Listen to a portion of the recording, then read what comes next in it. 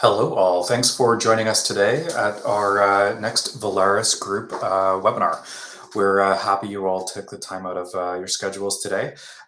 Before we get things started, we've got just a short disclaimer on today's events. As you can imagine, AI is a fast-moving technology, and we just want to make it clear that today's discussion is presented for informational purposes only. So just pause for a moment while you review this note.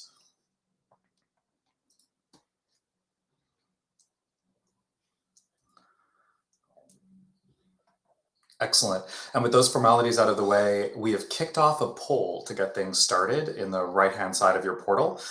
You can respond to that poll to help us get an understanding for where everyone's at in their AI journey as of today. We are thrilled to be hosting today's discussion on how vertical market software businesses are navigating this era of technology change and transformation. For those of you that don't know us, Valaris Group is a division of Constellation Software. We specialize in the acquisition and operation of vertical market software companies. We're home to about 300 software firms, each operating independently with the support of Valaris Group to add our best practices, context on AI transformation, and other resources to those software operations. As we just give folks another second to complete that poll, and we will bring up the results. Interesting to see that many of you are still approaching this with gains only in some areas, so some room for improvement. Bit reassuring that folks have a view on where to start, but only about a third of you or a quarter of you are firing on all cylinders. So some things to learn from our panel today, but some good context to keep things moving. We have assembled a great pair of GMs from across Valaris Group for this discussion today. So thank you both for joining us. I'll start with just some quick introductions. Crystal Germond leads Equip, a vertical market software business serving asset and equipment management firms for highly regulated customers.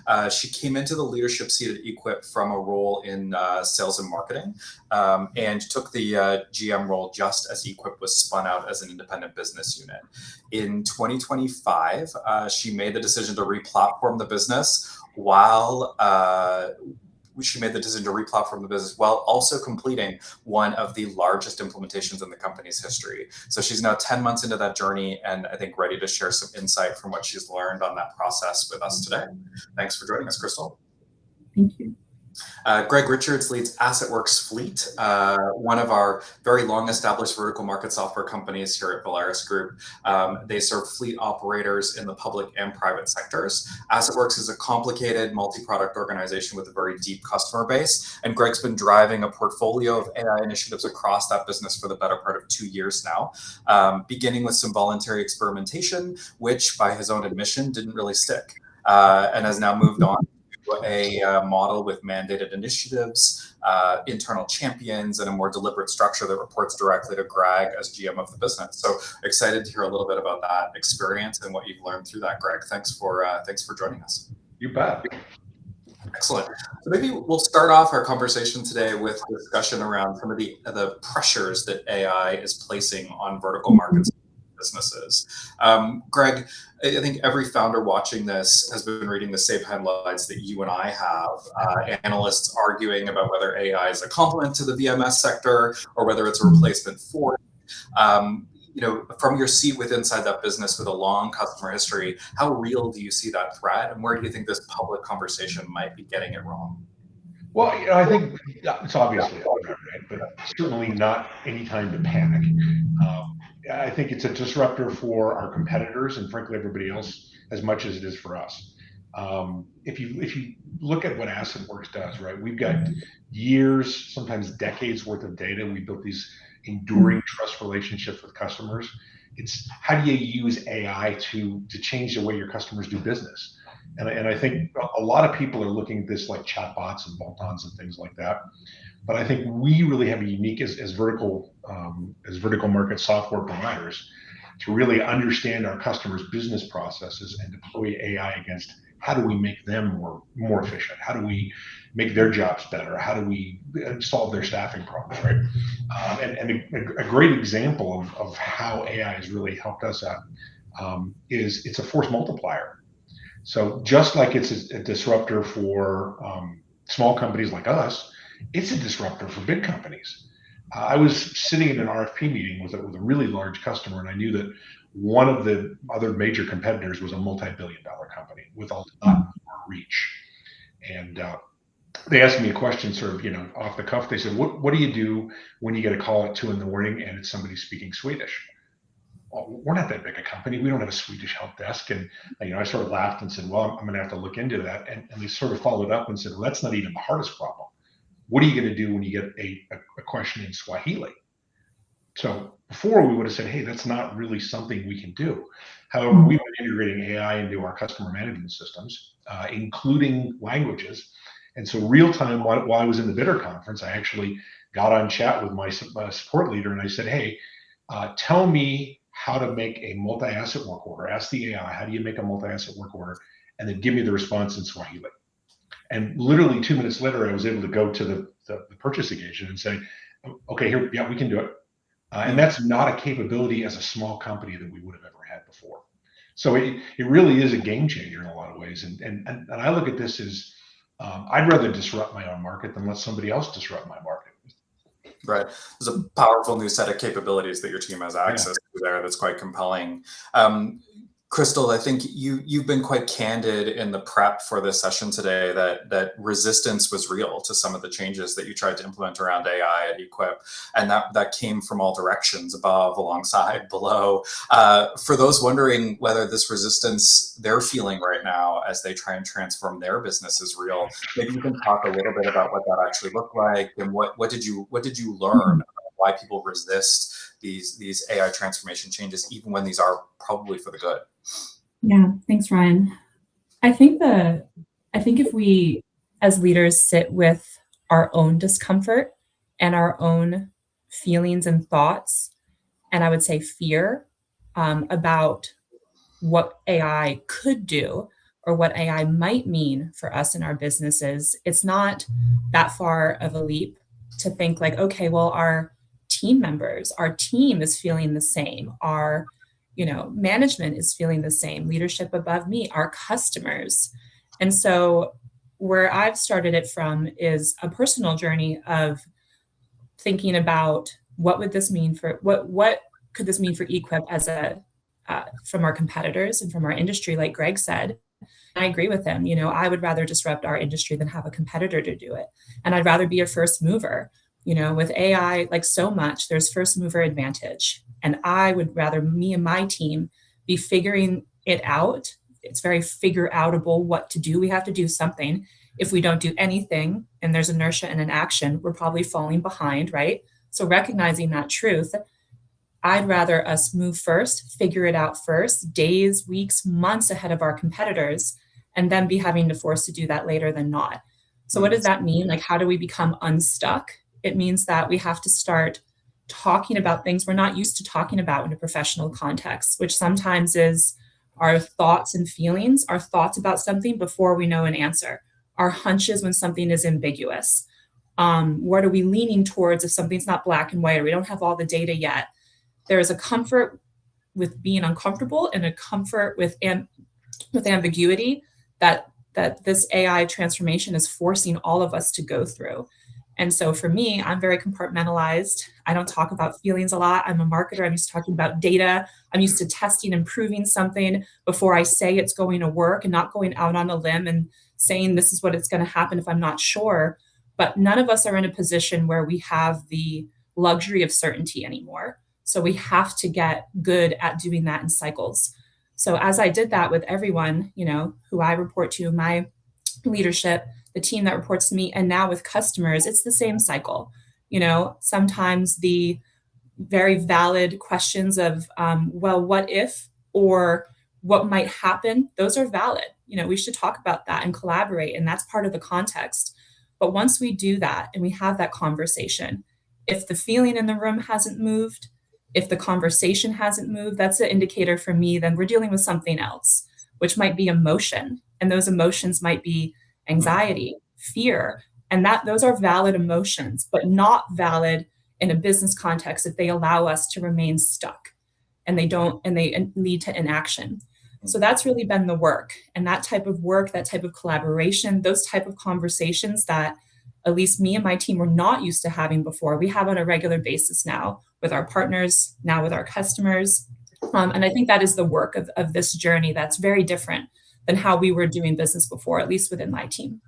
And an interesting new ask for leaders, right, as they move through that process, trying to bring that level of vulnerability, sort of new context, change management skill to bear on these problems that were maybe viewed as technology implementation challenges previously. So it's really insightful.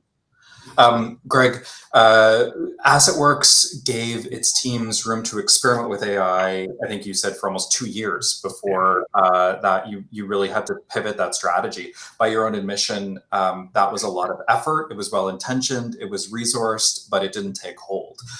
What did you learn from that experience, and what do you think what do you think you know now about the difference between giving people permission to try and actually moving the organization with strategy forward?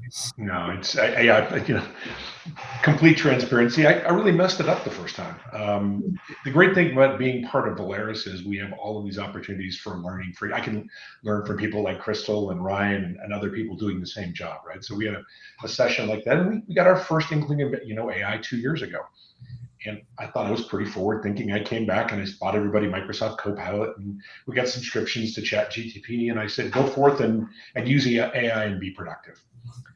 And about a year later, it was pretty clear that there was about 10% of the organization that was kind of using it.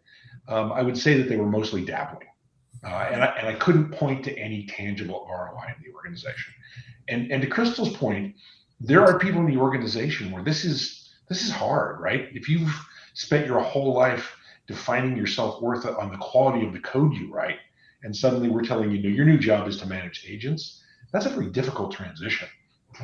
So what I actually did is I pulled 3 people out of their day jobs, and I took a really hard problem. We had a piece of our software, and this is probably familiar to a lot of the people on the call. It was old. It had a lot of tech debt. The UI wasn't great. I used to refer to it as kind of the Windows 95 experience. And I said, I want that to be completely redone. I want it to be modern. I want it to be, to work on a variety of different mobile platforms. We picked Angular. Oh, and by the way, our user conference is in 3 months. You need to have it done by then. Mm-hmm. And the other thing I did is I picked people who had never worked on that product before, because they didn't bring the baggage. They didn't want to tell me, hey, this is why we made that decision 10 years ago, right? And the amazing thing is, everybody thought the goal was, obviously unattainable when we threw it out there. They got done early. They were actually able to use the AI to understand the product and to rebuild the user interface for that specific module in about 60 days. That's great. That's great. Part of probably what has helped you do that, Greg, was finding these AI champions throughout your organization. I think in our discussions around this, you've indicated that one of the best AI hires you made didn't come from engineering or data scientists or data science, but was a customer-facing manager, Gary Wong. Can you talk us through a bit of how Gary became the person driving AI at AssetWorks and how that kind of link with customer insight and intelligence and this sort of experience on that has helped you drive it forward? What did you learn about AI talent and where you might find it through that experience? That's a great point. And I wasn't going to say his name because I don't want anybody on the call to poach him. So please don't say Gary. And to those of people that I've hired previously in other roles, one of the best hires. I value everybody equally. But yeah, so Gary joined the company about 3 years ago as a customer service manager. Which is typically not a technology role. It's more of a customer-facing case management role. But he had an enormous amount of passion around the topic. And what he brought to the table is the day-to-day interactions with customers, right? When you're in engineering, a lot of times you don't ever get to talk to the customer. So he got to hear their real-world pain points. And it's the same kind of thing, right? He never written software before. So to some extent, he was unencumbered by what couldn't be done. He just started using the tools. And this is a great example of a product where that we'll talk about a little bit more, but he was actually able to jump in. We surrounded him with some other folks that had some product management knowledge and also some engineering knowledge. but not really having any preconceived notions about what could or couldn't be done was able to really drive some of our key product features forward. And in this case, is building now a brand new product out for our customers. And I think that's the takeaway, by the way, right? Is it's not necessarily the technology leaders in your organization, and it's not even in a lot of cases your best programmers. It could be, but it's the people, I would say, that have that curious nature. That's great. One, I think, Crystal, you've talked quite a bit inside Volaris Group around what it takes to lead through this uncertainty. And I know you came to the leadership role from a marketing background, not an engineering one. Looking back on the last 10 months, how's that shaped the way that you've led through this moment, or led in ways that you maybe didn't expect? And what advice give to leaders who think maybe they're not technical enough to lead through this moment? Some guidance for those folks on the call would be helpful. Honestly, this has been a really validating experience based on my experience as a marketer. Because when our company split and I took over as GM, I had been in the business since Equip was acquired, but on the sales and marketing side, we were a small team. Just as I always have collaborated really closely with the product team and the technical team, customer support, professional services, but all of those departments, all those roles I just mentioned, I've never been directly responsible for them. So there was a lot of uncertainty for myself. Could I do this role? Could I do this well? But I've never doubted that I'm the best person to lead this company at this time, because I could see, which like many marketers, I think this is a marketing skill, I could see a vision for the future of our company and our products and how to walk backwards from that vision to today in a way that other people couldn't. And I think that's a marketing skill. We don't just tell stories and do emails and branding, but we oftentimes with the leadership are the ones that can see a future that doesn't yet exist, and then can also make the plan and take the steps to walk back from that future. I call it, we can fly to the moon and we can put the stake down, the flag in the moon, and then we can come back to Earth and tell everybody what it was like and how we can all get there. That's what it's felt like. As marketers, we do that all the time with product launches, with going into new markets. I mean, we're doing that always. Now, this was that on steroids. This is an uncertain future that's hitting the whole world and the whole technology company in a way we haven't seen in a long time, right? At least not in my working life. But it didn't feel that different. And I would say those same skills about listening, being open, not being transparent about not knowing the answers, being unsure, but having a hunch based on data and being able to explain why. Like I said before, those were all things that have been absolutely critical for this moment of creating this vision for where we could go and some options for how we could get there, and then how to bring everybody along in the interim.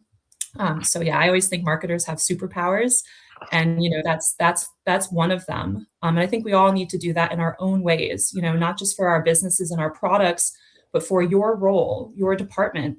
And I think empowering our teams to see this, to see the fear and uncertainty and be honest about that, like I was saying before, but then the exciting fun part of, okay, what could this mean now? How could we reimagine or dream finally, things we wouldn't have said before.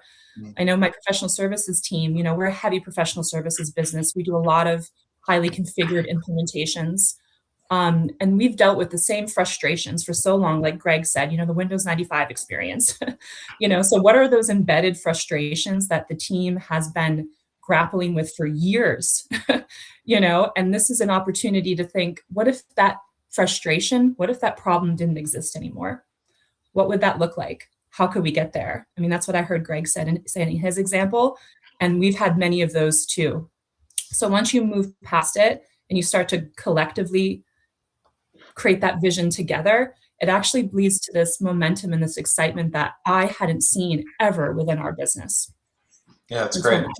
And I think, Greg, this is a good transition into something I wanted to ask you about in terms of how you're changing the way that teams work in many ways around this. One of the more striking observations coming out of a lot of this AI work is that the strongest individual contributors aren't doing the same job they were 2 years ago. They're managing teams of AI agents assistants. They might be the human management layer above them is changing in response to this moment. What does that shift look like inside your company, and what does it demand from you as a leader? What sort of skills or new capabilities have you had to deploy in this sort of new team dynamic? Well, I mean, it's like we talked about, right? I mean, this is a shift for a lot of folks. And candidly, I had an employee come to me and say, "Hey, if my job becomes managing agents, I don't want to do it anymore." And he actually was a voluntary attrition, and that's okay. We want to handle that with empathy. But one of the great things Volaris has done is this thing called AI accelerators, where you can pick individual contributors from around the organization, from marketing, from engineering. I sent a salesperson even, and you can give them a real world use case of, hey, this is the product or the problem I'd like to solve for our customers. And it's typically a week. It's a very intense experience. And what you find is, they come back having likely solved the problem, or the vast majority of it, or built the feature, or in my case, even developed almost a completely new product in this week. And then that really serves as the incubator inside the organization for other people to follow that process. But I think the aha moment for me was I had to get personally involved. And that came, and it took the form of actually sitting down with the team in these accelerator sessions to understand what the business processes need to be. And in the first couple of teams, actually even having them directly report to me as effectively a change agent, right? The great news is, now that we've had a couple of these proof points where people have seen their coworkers go off and use the AI and come back with completely different models on how they do business, it really does then serve as kind of a beacon for the rest of the organization, and it does start to take hold. And that's how you build that cultural shift of how you're going to do your jobs in the organization, just one proof point at a time. Yeah, offering those sort of AI accelerator journeys to our business has been a key tactic that we've deployed inside Volaris over the next bit. And I know folks can access some video and real life testimonials from folks that have gone through those sessions on our LinkedIn page. We've been quite transparent about what that transformation is looking like inside our businesses and the way that they've been able to navigate that. It's been really important. And if I could just add to that, so we came away, we talked about Gary Wang. We came away from one of those sessions, went straight to our user conference, actually demoed the product that we had built in that accelerator session, and got real-time feedback from customers saying, hey, that solves a real business need for us. You clearly understand the pain points of our business. Again, back to that trust ratio from years of experience. And we actually got customers that bought it at the show. And this was something that we only developed using AI 60 days before. That's great, really inspiring. To tee up the next bit of our conversation, we're activating a poll inside the platform where you can respond to who is supporting your company's AI efforts. So take a second to respond to that as we move through the next couple of questions to provide some context. Crystal, in this kind of theme of who's supported your business, you've relied on a partnership with the Volaris business transformation team out of our headquarters at Volaris to assist with your replatforming. That team came in with a small group, no history, no relationships with the code, no relationships or no previous experience with the code base. What did that team offer you that sort of your own team benefited in how you could work alongside them? It's a hard question to answer because the team has done so much for us. Ian, Chris, Jeff. I mean, I've described it, as talking to them was like, for me, a weight off my back and a breath of fresh air, where with them, I didn't have to do the work that I was doing all day, every day that I described of sharing the vision with someone and getting them to walk backwards from it with me, or telling them, hey, this is your step in the process toward vision. They saw the vision immediately and actually pushed me to say, you're not thinking big enough. You could do more. It's even bigger or even more potential than you're even realizing right now. And that was amazing for me. So they pulled me along to an even bigger realization for what AI could do for Equip and how quickly it could have an impact for Equip and our products and customers than I was even able to understand. And that was pretty magical, to be honest, at the beginning. I mean, the power of someone with credibility who was doing it with insight to say, yes, and this. And that enabled all of us to move faster. It wasn't easy. It came with a lot of challenges because it was not an overnight decision, but I think it felt like that to many of within our business and within our teams, where, I made the call to say, we are going to significantly change our product.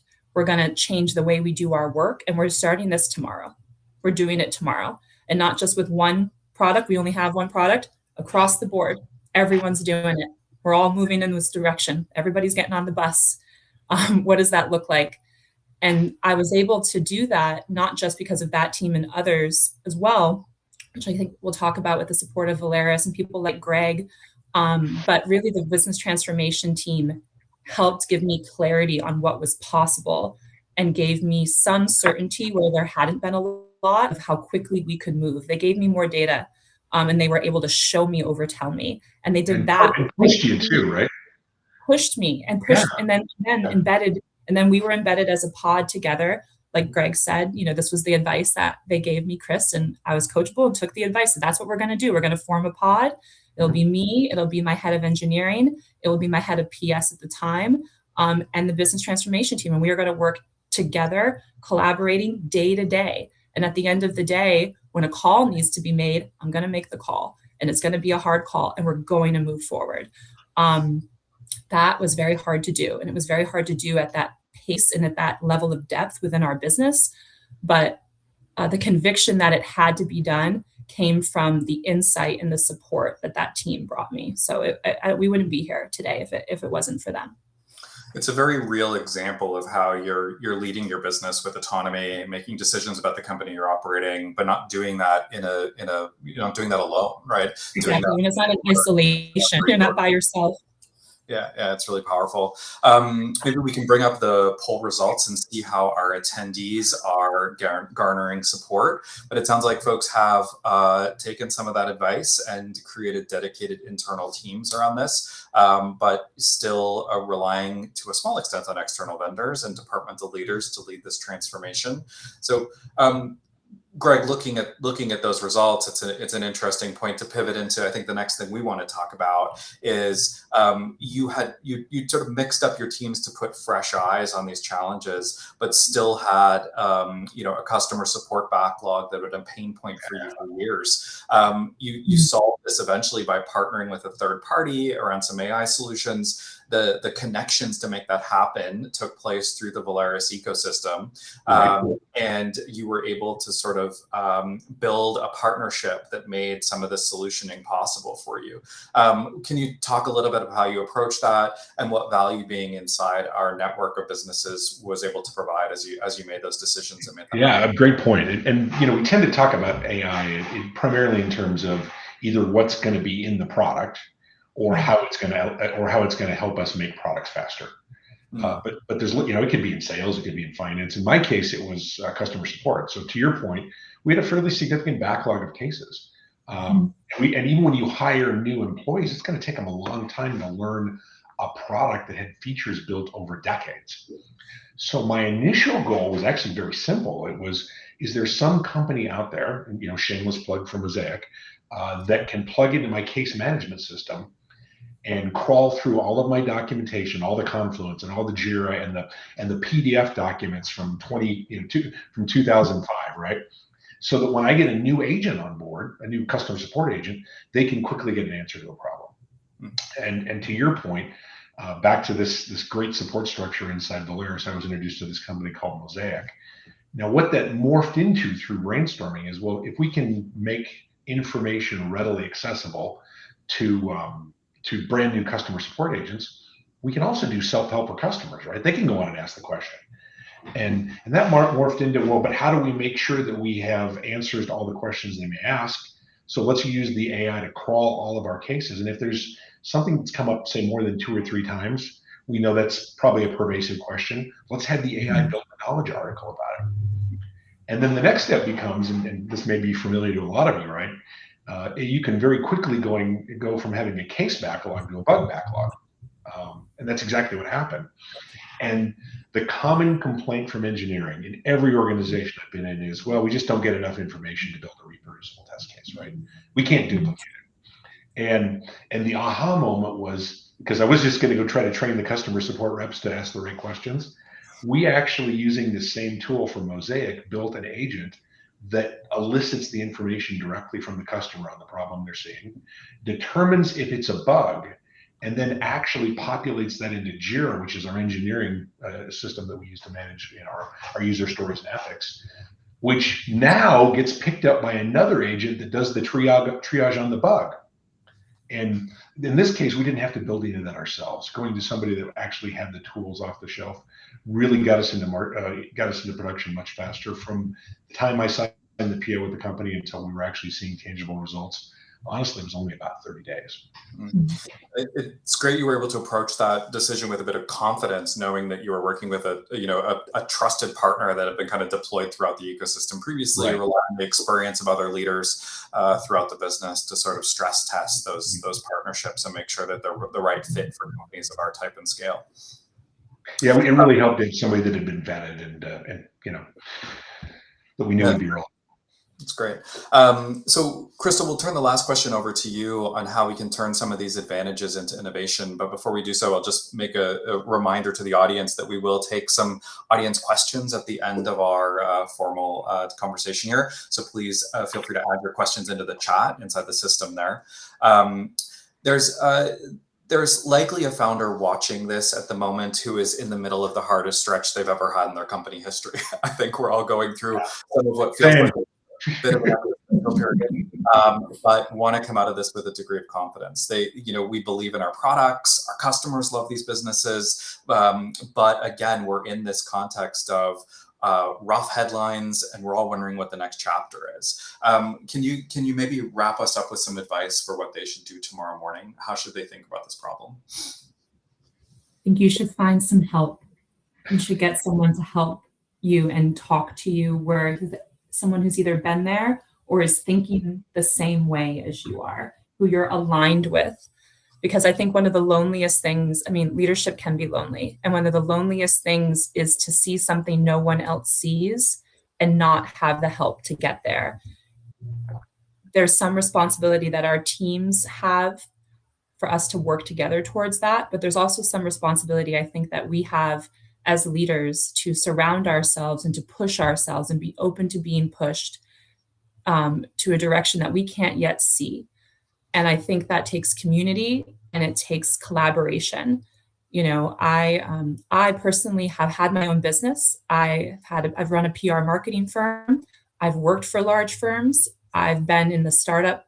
I've had a startup background. That's how I got into software with VC-led startup accelerators and incubators. Those were great. We had coaching, we had mentors, we had programs that we went through as a team.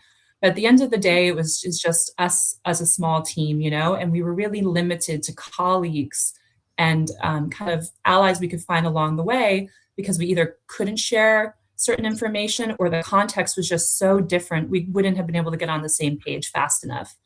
But that's not the case at Volaris.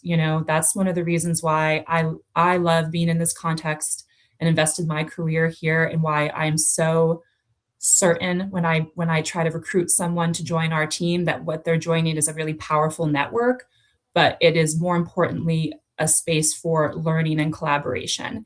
Greg is an amazing example. I don't know if you remember this because you probably do it so much, Greg, but it was a really important moment to me. We were in Indianapolis. We were at a conference for PS and R&D leaders in our businesses, and he had, I think, just taken over AssetWorks Fleet as a GM. And I was like, hey, he seems like a nice guy. He obviously is very experienced. He has a lot. I feel I have a lot to learn from him, but I don't know if he's going to have the time of day for me because my small internal problems with Equip. But I just, I pulled him aside, asked him a question in the hallway, and, you sat with me in that hallway for an hour, asking me questions just as a space to reflect. And the questions were really poignant, and they pointed me in the right direction. They gave me some clarity on some things I hadn't been thinking about. And they gave me some certainty on some things I knew that I knew, but I couldn't articulate.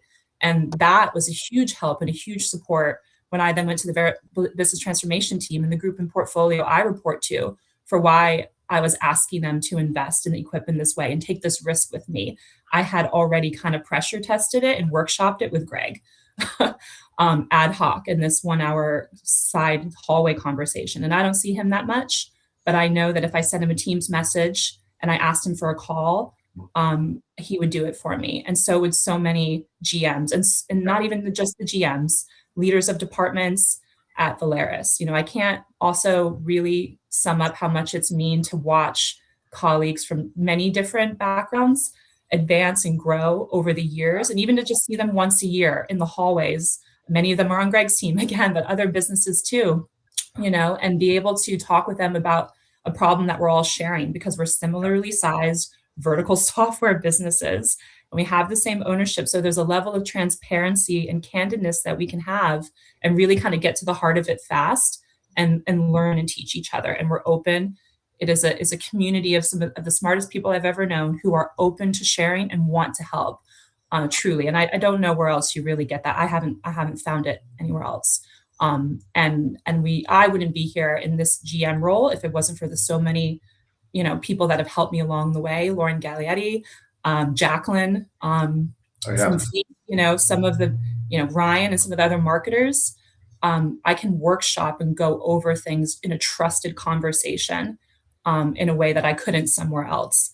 So yeah, and I want to, you know, pay it forward. And now I'm able to do that for others. And as I hope I've done this whole time. So it is really rare. It is okay to not know the answer. It is okay to ask for help. And this is a time when we all should be asking for help and acknowledging that we don't know all the answers, but we can figure it out. We can figure it out together. We're doing it. Yeah, it's a great example, Crystal, of how the power of a peer learning network and that best practice sharing across our portfolio is really, I think, enabled a very interesting sort of next level way of dealing with this period of change and transformation. It's a really powerful example. We are getting in a few questions from the audience, so maybe if you're both open to it, we'll take a few of those and pivot there. So one. There we go. It's on the screen. So a question for you, Crystal. Under the pressure of AI, it feels like everyone should be picking up the pace. How is that pressure playing out for individual contributors, and how do you think what do you think is the best practice for engaging with them? It's an interesting question. So to me, that sounds like someone who sees it, gets it, and is excited, and maybe the people that they're working directly with around them aren't seeing it or aren't as excited. I would say that for me, I'll answer it in two ways. And Greg, I'd be curious what you think. Like, I personally think that that responsibility of what you're asking for is shared by the leader, the general manager, the CEO. I feel really strongly that we, in our roles, need to be in the trenches day to day doing this work and not delegating it to anyone, not delegating it out what we could be doing. We can try to delegate it, but I can guarantee you we won't get far. We have to do the personal hard work of going in there, sitting with some of these questions ourselves so we can help others along, like Greg and I have been talking about. And if we're not able to do that, then we're going to be limited, and we're going to have people on our teams, like I think the person asking the question, who's trying to do that him or herself, but limited in their effectiveness because they're not in the position to make the decisions that I can make, or, you know, kind of broad-based decisions that someone like Greg and I can make. So I think with individual contributors who are feeling like other people need to move faster, I say, hey, you get it, you see it. How can we enable and empower you? Can you be on a different team? Can you be working on something differently, like Greg and I have talked about doing with our teams? But I'd also say this is an opportunity to come together as a team. And I would say that the person in the GM or the CEO role, we need to be kind of getting in there in the trenches and mixing things up, maybe breaking some things and moving things along to help the people on our teams that see it. Because I want to retain those people. I want those people to be doing that for my team. And I think that if we can't do that, they'll join teams that are doing it. I have had 2 new leaders join my team in the past year because of what we were doing and where we're at, because they want to be moving at that pace and in that direction. That's the risk we're taking when we don't do it. So I hope that answers the question, but I feel really strongly that the leaders need to be in the trenches driving the change. And that is my little soapbox for calling for that. Maybe to add to that, if I may, too. I mean, in most cases, none of us are startups anymore, right? We've got long tenured employees that have been doing the job, for a long time. So we're not. A lot of folks aren't working the hours you would be working at a startup, right? And obviously, we want our employees to have work-life balance. But one of the things I've seen is for the folks that get into it and buy into the vision, this is fun. It's actually reinvigorating them, right? So you do get the people that say, hey, I had some time this weekend and I built this new thing, or I was working last night and I was able to solve this problem using AI, because it's kind of a new way of doing business, and they're learning new things, and it's exciting. Yeah, I think there's opportunities all around here, right? For the folks that are bringing that sort of change orientation and stepping into these new skills and really seizing these new opportunities.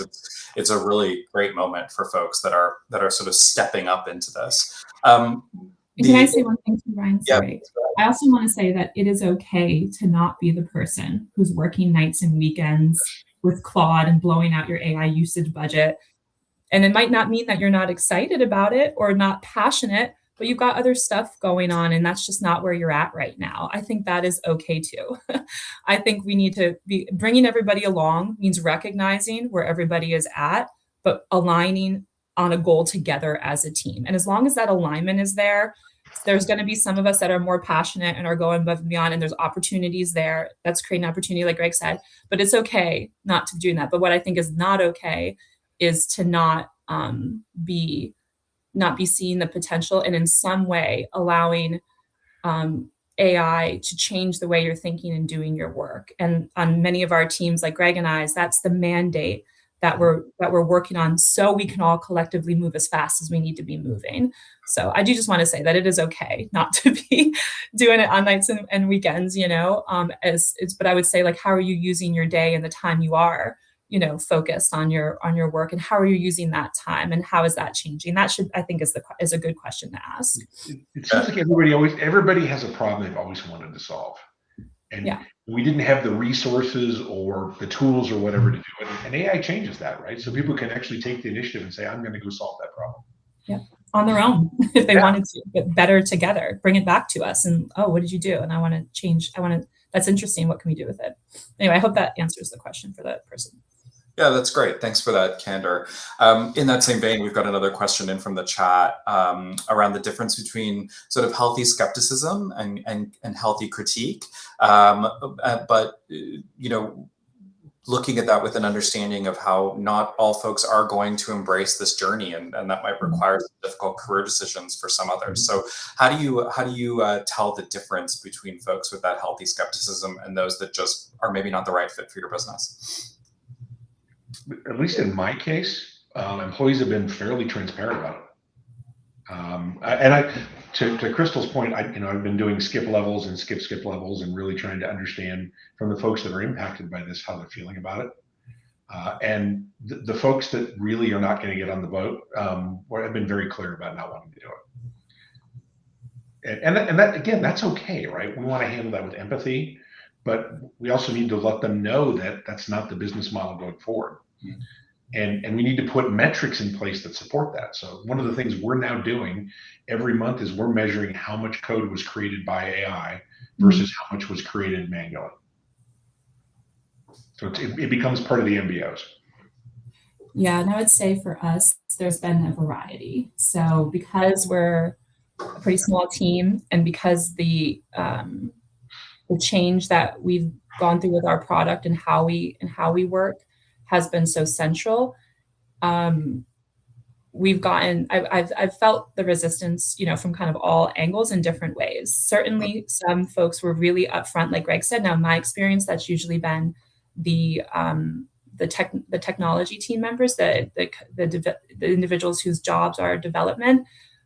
They were really kind of coming at it from many different perspectives of should we or should we not do it this way or this way. And I think there's a room, and there should be room in any good, healthy culture and team for debate and dissent. Because if we say this is the way, or this is, we know now we've just replicated the challenges we had in the past. I don't think that's what Greg or I are saying, is to stay open, right? Like, and curious. So I think some healthy debate is a good thing. We kind of touched on this earlier, though, and it can be hard to see because sometimes skepticism or resistance comes in a quiet form of a death by a thousand cuts, with just, no, we can't do this, or that's going to take a little bit longer, and then it never happens. Or the results just not there. So it can happen slowly too, and I think that's harder to see. But we have to. I think that's something I've been kind of trained up on now, and as leaders, we can all be trained on, like, how does skepticism or resistance look differently within our teams, getting to know the individuals. Like we were saying, sitting with some people one-on-one, everyone, or as many people as possible, really, I would say everyone. So you learn kind of where the core of that is coming from. Is it like a meta existential problem? Is it some fear and anxiety about your role? That's valid. How can I speak to that? What can I share one-on-one that maybe information someone doesn't have, to alleviate that? How can we talk and collaborate and think it through together? If we do that work together and it still is there, then the inaction is there. That is where I think, that needs to be spoken about directly and candidly and clearly, to say, hey, this is resistance, and we've done all these things and it's still here. Why? And now there's a point where we have to move forward together, where we can make different decisions, and that's okay. But yeah, I think it really is the being in the trenches, and that looks like one-on-one and leading differently for different individuals, and being open and listening. And it's how you message it, right? Yeah. So one of the things I've done is to be very clear. This is about delivering innovation to our customers faster. It's not about cost cutting. We're not trying to eliminate anybody's job. This is about making you more efficient, and ideally your job more fulfilling, while you're doing amazing things for our customers. Better, faster. This is a great segue into the final question that I was going to pull out of our chat here, just around those customer relationships. How do you tell the difference between a customer relationship that is genuinely defensible and one that just might feel defensible because nobody's tried it yet? So I think we pride ourselves on these generational, customer relationships inside Volaris, and we know that those are such an important asset to our businesses in this moment. You need to know what to build, and what to build for real customers that need to buy those solutions. And you're both so good at this. Maybe just reflecting a bit on the nature and durability of those customer relationships and what that means for your business. You want to go first, Crystal? Man, what a good question. Great question, yeah. I guess I always have to give I'm going to give an honest answer, like, as all my answers are, like, candidly. I don't think any relationship with anyone, our customers, each other, is just so rock solid and can't be changed, or can't be lost if we don't work at it, if we're not investing and trying. If I understand the question correctly, are we saying that like, basically, are our competitive moats as strong as we think they are? I think the answer is no, they're not. No, they're not. And I think there's a lot of examples. In our industry, we've had a subset of our market, and I've told this story quite a few times, but I'll share it here with this new audience, that we had a subset of our market that we thought for sure we would own this new subset. We were well positioned to take over from the legacy competitor. We were doing that. And a small firm came in. They were able to deliver something better, cheaper, and faster than even we were. We had cut the legacy cost and delivery time in half. They were able to do it about 5 to 6 times faster than we were. And we couldn't figure out at first how they were doing it. Well, they were a small shop of just a few people, I think 3 or 4, and they figured out how to use AI early. We know that now, and they took that sub-market away from us. And I think we can get it back in the future, but it's going to take more time. So it can happen. At the end of the day, our customers are buying our solutions to fulfill a goal or a need for their businesses and their jobs and their roles, and they're relying on us to do their jobs and do their jobs well. if we can't deliver on that promise, how can we say that the relationship will endure no matter what? I just don't think that is the way we should be thinking about it. I think the promise that we're making every day with our products and with our service and with our teams, I think we need to back that up. And I think we need to hold ourselves accountable for that. I have found that when you do that, and when you do that candidly with your customers, and when you work with them and you're honest about where you've made mistakes or where things haven't gone well, there's actually patience and there's actually grace, and they will work with you. But not if you're not honest about it, not if you don't acknowledge it, not if you don't say you're going to be better and then you don't, you don't do better, then I think the relationship is defensible. But those pieces have to be in place first. Maybe to add to that, there's an old adage in sales, right? Organizations don't buy from organizations. People buy from people, and generally from people that they like and trust, right? So it's the trust, right, Greg? Yeah, you've got to have that trust relationship. And so my litmus test is, do I have a strong enough relationship with the customer that, we're somebody from my team, and I have executive sponsors for a lot of our accounts as well. Do we have a strong enough relationship when the customer needs something else? Do they call you first and say, hey, do you sell a product that will solve this need? Mm-hmm. But I think certainly in this context, right, we absolutely can't take that for granted. So that's the table stakes are that we have to be able to innovate just as fast as everybody else. And there's a maxim, I think it's actually from the head of NVIDIA, right? That your job or your company or your role or your product isn't going to be replaced by AI. It's going to be replaced by somebody that's using AI better than you. Exactly. Yeah, and I think it's like another good litmus test is, are you hearing some dissent or are you having feedback? Are you hearing anything? Are they talking to you, right? Like, I know that our customer support and customer success colleagues are always beating this drum, but the feedback really is a gift. That's not just a phrase, that's a hand wave. The feedback is a gift. It's a gift from our employees. It's a gift from our customers. And as long as someone's talking to me, giving me feedback, telling me if we didn't do something, we can work with that, right? It's the silence that I fear.